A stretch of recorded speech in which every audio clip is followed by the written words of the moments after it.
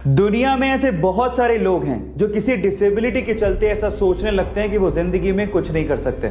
अगर आप भी उनमें से एक हैं तो चलो मैं आपको एक जिंदा दिल लड़की से मिलवाता हूं। उस लड़की का नाम है जिलू मोल, जो कि केरला के एक छोटे से गांव करीमपुर से बिलोंग करती हैं। जब ये पैदा हुई थी तो इनके हाथ ही नहीं थे। लोगों को ऐसा लगता था कि अभी जिंदगी में कुछ नहीं कर सकती, लेकिन इसके उलट उन्होंने कुछ ऐसा कर दिखाया जिससे आपके हौसले भी बुलंद हो जाएंगे।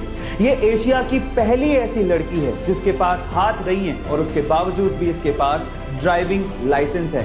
जी हाँ गाइस, और ये बहुत ही अच्छे तरीके से अपने पैरों से किसी भी कार को ड्राइव कर सकती है ना ये अमेजिंग बात। सो गाइस, इस मजबूत इरादों वाली लड़की के बारे में जान के आपको कैसा लगा, चैट सेक्शन में लिखना मत भूलिएगा। सिर्फ एक मूवी के कमिटमेंट के लिए वो 4 साल तक अपनी फैमिली से दूर रहा। 5 साल तक उसने उस मूवी के अलावा कोई और मूवी साइन ही नहीं की। उन 5 सालों में बहुत सारी एडवर्टीजमेंट के ऑफर थे, लेकिन उसने एक भी एडवर्टीजमेंट का ऑफर एक्सेप्ट नहीं किया। हालात ये थे कि 5 सालों में वो बैंकरप्ट हो गया था। बहुत सारे एडवर्टीजमेंट वाले उसे एडवांस में पैसा देने को तैयार थे। पैसे की तंगी थी, उसके बावजूद भी उसने एक भी एड नहीं की और सिर्फ उस मूवी पे ध्यान दिया। फाइनली वो मूवी हिंदुस्तान के इतिहास की सबसे बड़ी ब्लॉकबस्टर साबित हुई। 2000 करोड़ का बिजनेस करके उसने सबको चौंका दिया। गलत किया देवसेना, औरत पर हाथ डालने वाले की उंगलियां नहीं काटते हैं उसका गला। Yes, I am talking about Baahubali और स्टार एक्टर का नाम है प्रभास। सो गाइज, सीखने लायक ये है, if you are committed towards anything you will be successful one day.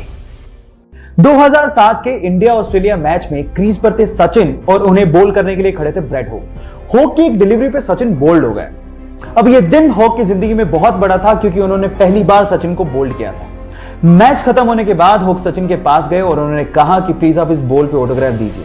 Sachin ने ऑटोग्राफ देते हुए कहा कि अब ये दिन तुम्हारी जिंदगी में दोबारा कभी नहीं आएगा।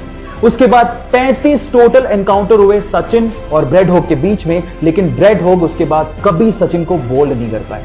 अब स्टोरी शायद आपने पहले भी सुनी होगी, मैं आपको क्यों सुना रहा हूं, क्योंकि मैं जानता हूं कि जब आप पब्लिकली कोई कमिटमेंट करते हो तो उसको पूरा करने के लिए जान लगा देते हो। तो आज आपके पास मौका है। इस वीडियो के नीचे आप लिखो कि आप क्या बनना चाहते हो, पब्लिकली बताओ और उसके बाद उसको पूरा करने के लिए जी जान लगा दो। So comment your dream right now. छुट्टियां किसे अच्छी नहीं लगती, और छुट्टियां होनी भी चाहिए जिससे हमारी वर्क एफिशिएंसी इंक्रीज होती है। और इसी चीज को लेके जापान की गवर्नमेंट ने एक लॉ निकाला है जिसका नाम है हॉलीडे बाय लॉ। अब इस लॉ में क्या होता है मैं आपको बताता हूं। इस लॉ में कुछ ऐसा है कि 2 हॉलीडेज के बीच में अगर एक वर्किंग डे आ रहा है तो वो working day by default holiday बन जाएगा। मतलब ये है कि 2 छुट्टियों के बीच में अगर कोई वर्किंग डे आ रहा है तो वो वर्किंग डे भी छुट्टी में कन्वर्ट हो जाएगा। है ना ये इंटरेस्टिंग लॉ? क्या आपको भी लगता है कि हमारी कंट्री में भी ऐसा लॉ होना चाहिए? चैट सेक्शन में लिखना मत भूलिएगा। गाइस, ये घटना है जापान की, जहां के एक ट्रेन स्टेशन कायुशिराताकी को यात्रियों की कमी की वजह से बंद करने का फैसला लेना पड़ा। लेकिन जैसे ही वहां की गवर्नमेंट को यह पता लगा कि इसी रेलवे स्टेशन से एक छोटी सी स्कूल जाने वाली बच्ची अपने घर से स्कूल और स्कूल से घर आया जाया करती है, तो वहां की गवर्नमेंट की संवेदनशीलता देखिए। जब तक उस लड़की की ग्रेजुएशन पूरी नहीं हो गई, उस ट्रेन स्टेशन को बंद ना करने का फैसला लिया गया। गाइस, कोई भी देश एजुकेशन से ही आगे बढ़ता है और हर एक सरकार को एजुकेशन के लिए ऐसी संवेदनशीलता दिखानी ही चाहिए। आपका इसके बारे में क्या ख्याल है? चैट सेक्शन में लिखना मत भूलिएगा।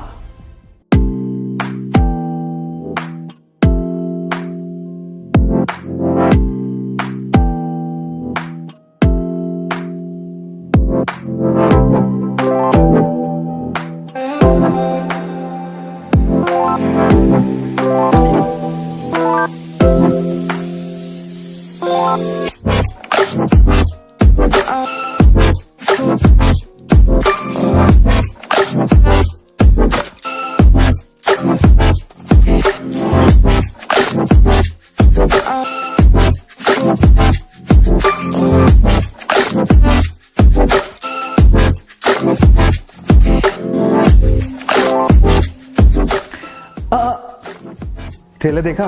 कैसा लगा? मजा आया ना? पिक्चर तो अभी बाकी है मेरे दोस्त, पूरे वीडियो का इंतजार करो, इसी चैनल पे आएगा। मिलते हैं।